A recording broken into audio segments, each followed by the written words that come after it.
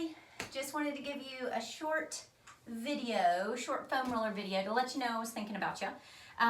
This is your daily dose of posture. So I know that you are all spending a lot of times kind of deep in your computers and with your virtual sessions. So this is your daily dose. So when you have a moment, grab a foam roller and we will start with a little bit of an extension over the foam roller. So I've got the foam roller pretty much elbows. Oh, and Lily's here with me. She wanted to say hello. So elbows are hooked over on the foam roller like you're hanging out by the edge of the pool. Hands behind the head. You're going to extend back over the roll.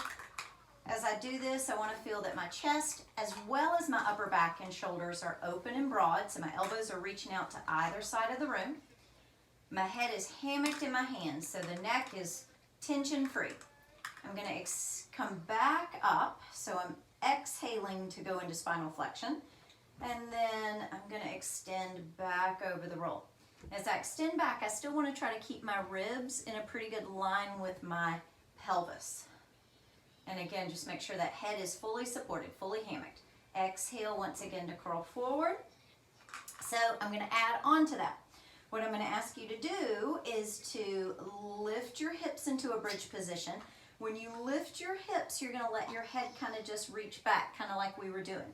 And now you're going to think of lowering down, kind of like a waterfall. You're dribbling over the roller. So breastbone, rib cage, lower back, and pelvis and tail. We'll do that again. So curl forward. That gets you to start. You're going to lift the hips into your bridge. Let your upper body reach back. Lowering down, kind of snaking it down. And let the tail land. Exhale, curl up. We'll do one more for good measure. Lift the hips, reach the upper body back, kind of snaking it down. So breastbone, rib cage, lumbar, pelvis, and then curl your upper body forward. All right, next one. Daily dose of posture is, let's get the foam roller underneath the hips. So you're placing it underneath the sacrum, so not underneath the lumbar and not just under the coccyx so it could slip out. You're going to go right in between those two markers, behind the pelvis or the sacrum. You're going to go ahead and pull one knee into the chest, give it a good pull, and then maybe slide the alternate leg out.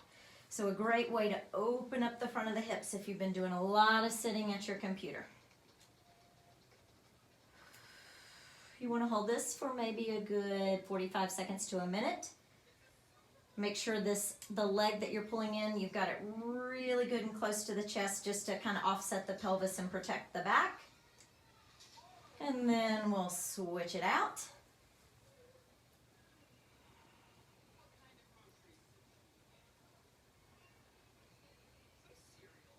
And then last but not least, I'm going to come up.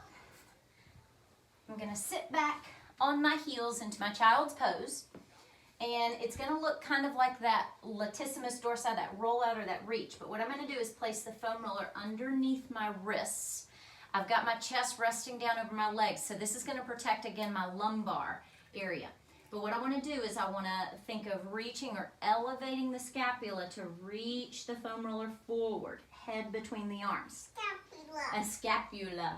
Now, slide the scapula, the shoulder blades, just straight down the line of the spine. I'm not squeezing them together, just straight down the line of the spine. And then think of lifting the head, the neck, the collarbones, the sternum. Once again, my lumbar is already flexed, so it's blocked, and I can get a really good work, or I can get really good work going through the thoracic. And then I lower it back down. I'm going to reach, slide the shoulder blades up, and then slide them down the line of the spine, staying open and broad through the chest, reaching through the crown of the head, neck, collarbones, sternum, and then lowering it down. Hope this gives you a little break for your day. Know that we're thinking about you. Thank you.